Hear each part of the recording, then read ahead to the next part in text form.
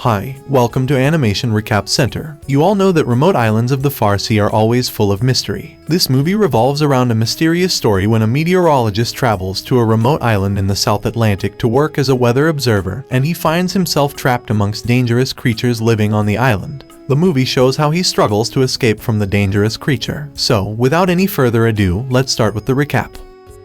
In 1914, a young Irishman travels to a remote island in the South Atlantic to work for 1 year as a weather observer. He has been on a boat for 67 days, traveling to that remote island. On the last day of the trip, while having a smoke by the railing, the captain asks him what he is running away from, because that's the first thing they asked him when he decided to go to the sea. But the Englishman doesn't reply. They make it to the island, and the whole crew helps the Englishman take his things to the cabin he'll be staying at. He notices there are no birds around, and the captain points out there is no weather official welcoming them either. They enter the cabin, which looks like it's been abandoned a long time ago, and that makes the captain think it's not safe. He doesn't think the Englishman should stay, but the man refuses. He is staying. Even if it isn't part of his job, the captain helps the Englishman investigate the area. On their way to a lighthouse they've seen from afar, they find a fountain, and on it, a message written on the rocks. Gruner owns this fountain. The captain sends his crew back to the boat and continues with the Englishman alone. A moment later, they make it to the lighthouse, which is rudimentarily fortified. When nobody answers their knocking and calls, they break in by forcing the door open and go upstairs, where they find an old man sleeping. This is Gruner, who whispers something about going back to the water before getting off the bed. When the captain asks him about the previous weather observer, Aldor Vigeland, who he should be taking back with him, Gruner says he died of typhus that one day he just left and he never saw him again. Since Gruner isn't helpful, the two men leave. The Englishman still wants to stay, so before returning to his boat, the captain tries to gift him his gun. The Englishman turns it down, and after saying his goodbyes, he goes to his cabin to start tidying it up and setting up his weather tools. In the desk drawer, he finds a journal left by the predecessor, so he decides to read it by the fire. The first few pages are pretty normal, the usual notes about the plant and animal life on the island. Also a photograph of a woman in a wedding dress, the back says Mrs. Vigeland in love, which makes her his predecessor's wife. But soon things turn weird. There are notes and drawings of strange sea creatures that attack humans, and an ominous remark, Darwin was wrong. The next day, while doing his weather readings on the beach, the Englishman finds circles of rocks filled with shells on the sand. The shapes too exact to be the accidental work of the elements. Later at night, while having dinner in the cabin, he hears some strange noises outside the house, growls and hits to the wood wall. He's slowly approaching the door when suddenly, a monster's paw appears under it. It matches the drawings he saw in the journals. Hearing more of them climbing all over the house, he rushes into the basement and closes the door behind him. He spies what's going on above through a hole in the wood, and when he notices a creature looking at him through the same means, he stabs it with a knife. He manages to stick through the hole. They're still out there, though, so the Englishman decides to tie the door handle to the stairs and spends the night in the basement. He comes out the next morning, noticing the blood on the house floor and the strange footprints on the sand. He rushes to the lighthouse, but is unable to open the door this time. After calling for Gruner a couple of times, the old guy finally opens a window and throws water at him, refusing to allow the Englishman to enter when he tells him he should have stayed on the boat. Moments later, the Englishman is getting the house ready for the night. He seals all windows and surrounds the cabin with a circle of wood and books that he covers with lamp oil.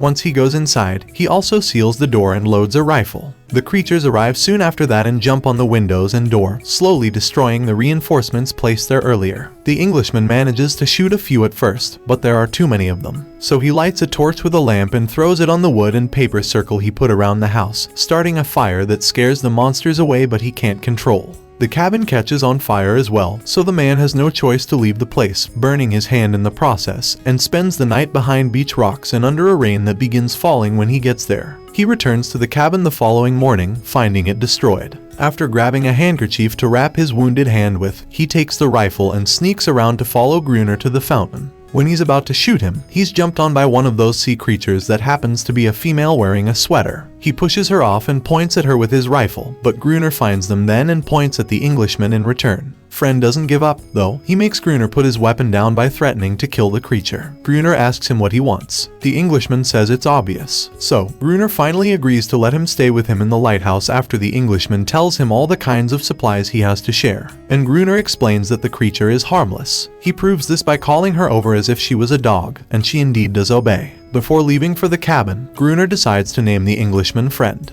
When they reach their cabin, they proceed to grab as many provisions as possible. Friend tells Gruner that he thinks the previous weatherman didn't die of typhus, he was left alone in the house and the creatures took him. He thinks that should count as a crime under Gruner's belt, but Gruner doesn't confirm or deny it. He just tells him they need to go. Nighttime is approaching. Some days later, we find Friend sleeping inside the lighthouse, only to be woken up by the creature licking his burned hand. Her saliva has healing properties. Gruner enters the lighthouse then, and tells him he's been sleeping for around 2 days. Friend even wetted his pants. They go upstairs and while counting the bullets under their disposal, they talk about the creature. Gruner can't truly talk to her, just order her around. She's like a dog that will always return to her master no matter how cruel he is. Friend is amazed by her and watches her while talking about the theory of isolated sea creatures that evolved in their own way to survive. Gruner doesn't like this speech, so he interrupts him to take him to the balcony and explain that the creatures hate light, be artificial or natural. Friend asks him he didn't leave with the boat that brought him 4 days ago, and Gruner replies that if civilization is so nice, why did Friend leave it?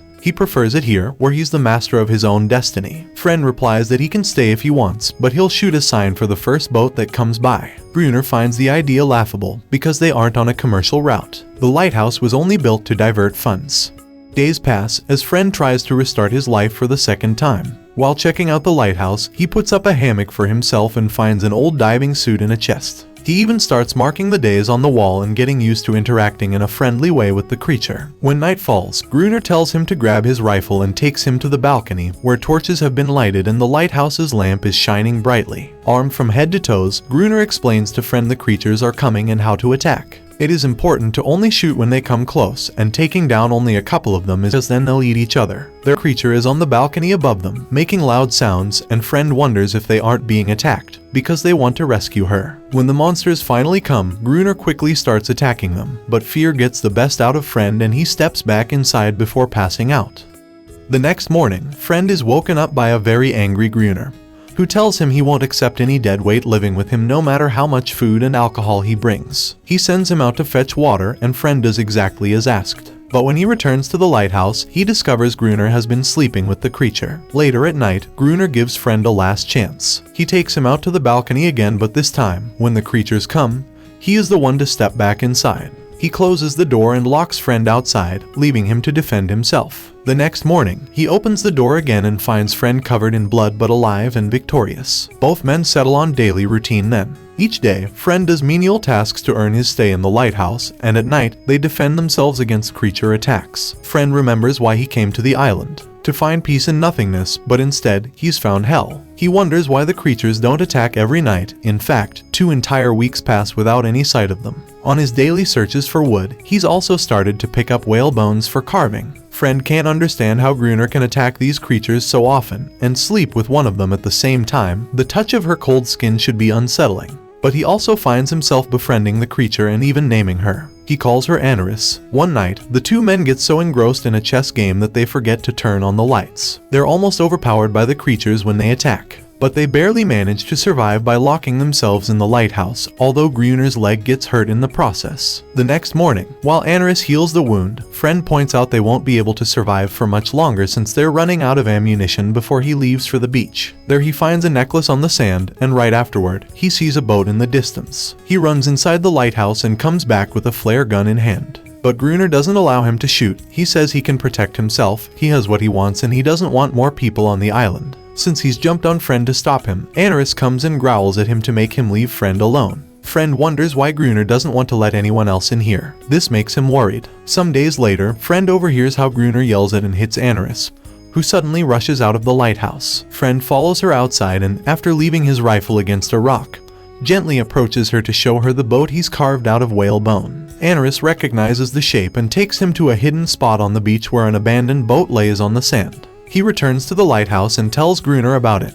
But he already knew. He didn't tell Friend because it would be pointless. If he left on the boat, he would die of starvation or to a creature attack. When questioned about the boat's origins, Gruner says it had been used by a Portuguese man that escaped a shipwreck and was killed by the monsters. That ship was trafficking dynamite, which Gruner believes to be waterlogged. Friend takes him inside and shows him the diving suit he had found. He thinks he can use it to find the sunk dynamite which could help them exterminate the creatures. Gruner refuses, believing it to be a mission with no return. The following day, Friend decides to work on fixing the boat anyway, only getting distracted when he hears Aniris sing in the fountain. Friend takes off his shirt and joins her in the water, and all this is seen by Gruner, who gets jealous. Later on, back in the lighthouse, Gruner throws the diving suit at Friend and tells him he's changed his mind. An obvious plan to get rid of Friend and have Aniris for himself. They get on the boat and reach the area of the shipwreck. Friend puts on the diving suit and goes deep underwater, where he finds the boxes of dynamite that he connects to a rope that Gruner pulls up onto the boat. While working on this, two child creatures swim near him and knock him to the ground. Slowly running out of air, Friend pulls at the cord 3 times, which is the sign that asks for help, but Gruner ignores it on purpose. So, Friend has no other choice but to get out of the diving suit and swim up back onto the boat. Once they're back in the lighthouse, they open the dynamite boxes. One has been waterlogged as suspected, but the others are fine.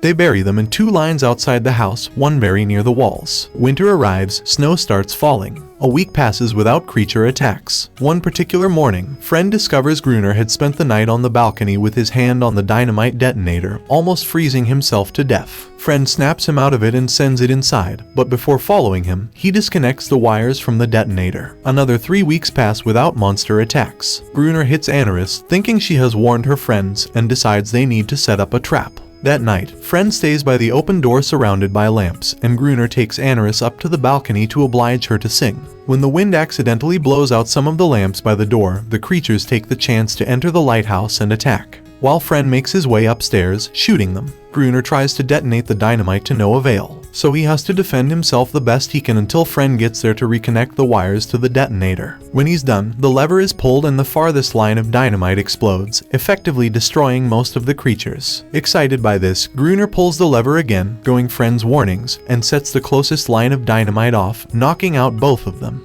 In the morning, they go out to see the damage. Gruner is finishing off any creature that may be left alive. But Friend can't bring himself to do it when he discovers a bone necklace on one of the creatures, a sign of intelligence. Gruner throws the necklace into the water. That night, the creatures don't come, but the 2 men hear the sad sounds Aniris is making somewhere down on the beach. Gruner explains that's how he found her as a baby, crying while trapped in a net. He also says she always does the same thing, cries a lot but ends up coming back anyway. Friend thinks she's mourning. The next day, while walking along the beach, Friend notices 2 child creatures on the sea. Trying to be friendly, he prepares something for them. A circle of stones on the sand in the bone boat he carved in the middle. He returns to the lighthouse then, where Gruner is reloading their rifles with fake bullets, just so they can keep on inspiring fear. Friend ignores him and goes to the balcony where he uses binoculars to check on his little bone boat. It's still there where he left it. The following morning, Friend finds that Gruner has drunk himself to sleep and a deck of cards has fallen to the floor. Inside the card box, he finds the same picture of the woman he had seen in his cabin. But here she isn't alone, her husband is with her. The words love, love, love are also on the back of this picture. Friend has a realization then, Gruner is a fake name and the previous weatherman hadn't died. Gruner is the previous weatherman, driven crazy by loss and isolation. Upset by this discovery, Friend decides to erase the day count he's been keeping on the wall. Later that day, while walking along the beach, Friend finds the circle of stones empty. The creatures took the little bone boat. Suddenly, Friend sees a baby monster in the distance. When noticing the child monster, he leaves the torch he's carrying in the stone circle before backing away with his hands up, showing he means no harm. The young creature approaches him then, and soon after, many others also appear, including Aniris, who is looking much more confident. The kid is about to give the bone boat to Friend, but Gruner interrupts the sweet moment with a shot of his rifle. Friend tells him to back away because they were wrong. The creatures are actually friendly. Ignoring him, Gruner orders Aniris to go back to the house, but she doesn't obey. Gruner becomes very upset when he realizes Aniris won't return to him, and he runs back to the lighthouse, mumbling things like nobody leaves Gruner, Gruner leaves. Friend tries to befriend the creatures again, but the kid falls when a shot from Gruner at the lighthouse balcony hits him in the chest. All the creatures run back into the water, including Aniris, who only stays back one more second to share a look with Friend. Enraged, Friend returns to the lighthouse and attacks Gruner for he's done, but Gruner gains the upper hand. When he's about to hit him with an axe, Friend uses his real name and tells him Aldor Vigeland is not a murderer. Struck by these words, Gruner repeats love, love, love before opening the door and leaving the house, giving himself up to the creatures. Friend sees the creature attacking Gruner and closes the door, knowing by the noises he has lost Gruner and he's now alone. Time passes, and we see 3 officers inside the lighthouse trying to awaken Friend, who is sleeping on Gruner's old bed. They're here to replace Friend with the new weatherman, and they think Friend is Gruner, but Friend doesn't correct them. In fact, he tells them the weatherman died of typhus. The officer in charge scolds him for the state of the room and informs him that they are at war while Friend goes out to the balcony, where he sees a bunch of ships in the distance. The movie ends with Aniris running along the beach before jumping back into the water. So, what did you think of this movie? Leave it in the comments below. And if you like the video, please like and subscribe for more movie recaps. See you next time.